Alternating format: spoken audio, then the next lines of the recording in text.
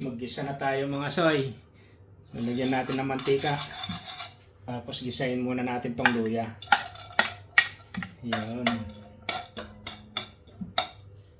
Hindi pa mainit yung mantika, so antayin lang natin yan.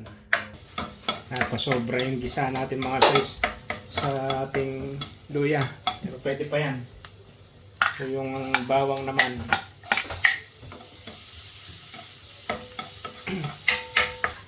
Tapos sibuyas. Ayan.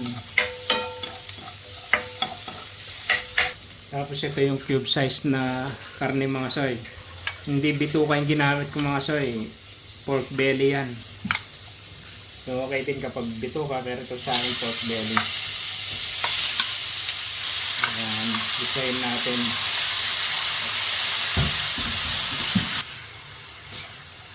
Tsaka natin takpan muna. Check na natin mga soy kung malambot na yung karne. Pero lagyan na natin siya ng paminta para maglasa na rin. Yan. Tubigan natin siya ng konti. Lagyan natin ng tubig. Lagyan natin ng konting sinigang mix mga soy. Medyo tansyahan lang, konti pa konti lang ang lagay, pa konti-konti.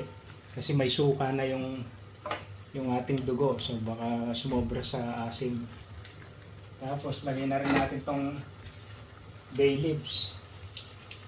Ayan. Tsaka yung ating sili. Tsaka natin takpan niya yun.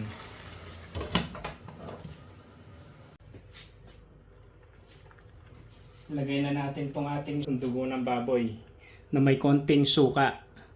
Konti lang mga soy kasi pag nasobrahan ng suka yan, baka maging lasang paksiw na, maasim na. So ibuhos na natin at habang binubuhos, sinahalo, pa konti-konti lang ang lagay para hindi mamuo yung dugo. Ayan. Sige. Hanggang sa lumapot yan mga soy. Ayan o. Medyo marami itong nabili kong dugo kaya dinagdagan ko na ng konting tubig ito para hindi masyadong lumapot. Yan. Sige, pwede na. Buhos na yan. Ayun. Tuloy-tuloy lang ang halo para hindi mamuo. Ayun o. Nagmukha na siyang dinuguan mga soy. So antayin lang natin maluto yung dugo. Yan, mamula-mula pa siya eh. Kasi hindi pa luto yung dugo. So mamaya mangingitim yan mga soy. Yan. Habang niluluto natin yung dugo, timplahan na natin siya ng asin mga soy. Yan.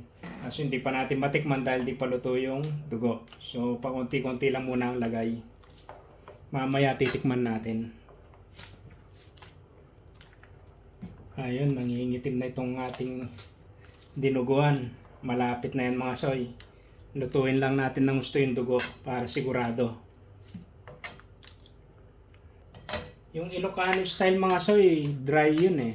Ito, masabaw siya mga soy. Ayan o. Kung gusto nyo ng dry, ayun, wag nyo na lagyan ng tubig. Dugo na, or konting tubig lang ilagay. Tapos patuyuin nyo na siya. Ayan o. At ito malapot na eh. Tikman na natin ang ating dinuguan mga soy. Ayan o. Maitim ng ating dinuguan. Ayos na to. Tikman lang natin kung tumama yung asim at yung alat ng pagtimpla natin. Tama lang yung asim mga soy. Ayan, pero yung alat, konti lang. Yan, pwede na yan. O, konti pa. Yan, pwede na. Yung suka at sinigang mix, tamang-tama ang pagkatimpla. Luto na ang ating dinuguan mga soy. Ayan o, mga tamo. Malapot na dinuguan.